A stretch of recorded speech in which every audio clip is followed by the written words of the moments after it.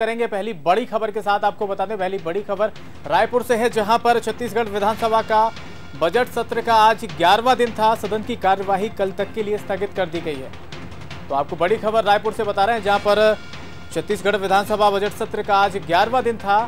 तमाम मुद्दों पर आज सदन के भीतर कार्यवाही की गई और कल तक के लिए अब सदन की कार्यवाही स्थगित कर दी गई है।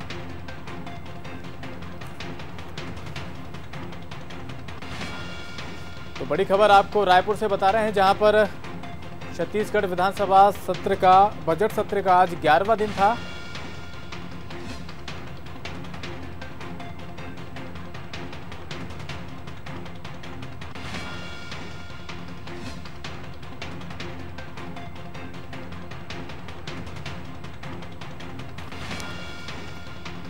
हमारे साथ तमाम बातचीत के लिए जुड़ गए हैं छत्तीसगढ़ से स्टेट हेड अभिषेक झा जी।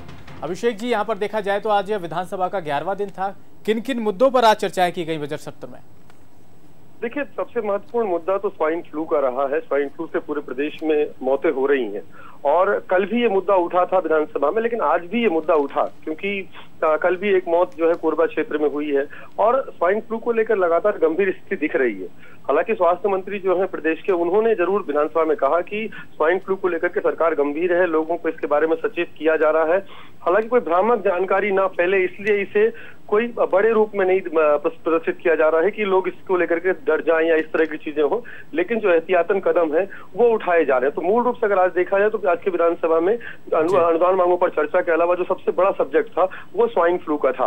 उसके अलावा हालांकि कल जैसे कल कैबिनेट की बैठक में कर्ज माफी का ऐलान हुआ है, उसका भी असर विधानसभा में देखने को मिला। विपक्ष थोड़ी आक्रामक जरूर नजर आई, लेकिन यहाँ पर सरकार आज थोड़ा सा फ्रंट फुट में नजर आ रही थी। जी अभिषेक जी, सदन की कार्यवाही कल तक के लिए स्थगित कर दी गई है, तो क्या लगता है आपको कि कौन कौन से बिंदुओं के से शुरुआत करी जाएगी कल की सदन की?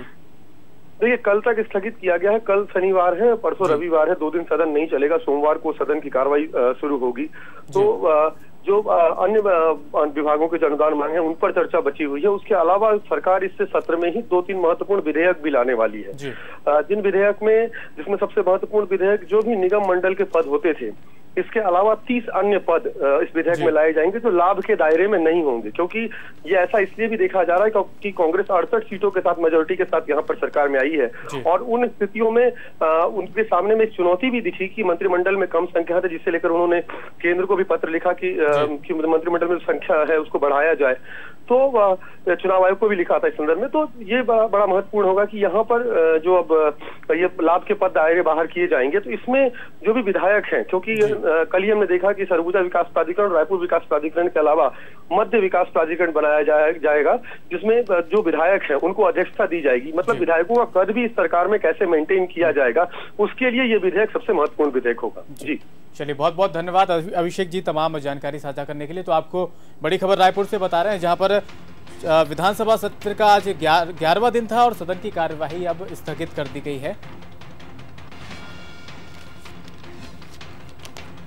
आपको बता दें आज सदन के भीतर तमाम बिंदुओं को रखा गया, तमाम मुद्दों को रखा गया, जिसमें स्वाइन फ्लू को लेकर भी एक विशेष मुद्दा आज रहा है और तमाम चर्चाएं की गई हैं सदन के भीतर आज स्वाइन फ्लू को लेकर के किस तरीके से बढ़ती बीमारी से निपटारे को लेकर क्या कुछ प्रयास सरकार के होने चाहिए, क्या कुछ प्रयास करना चाहिए।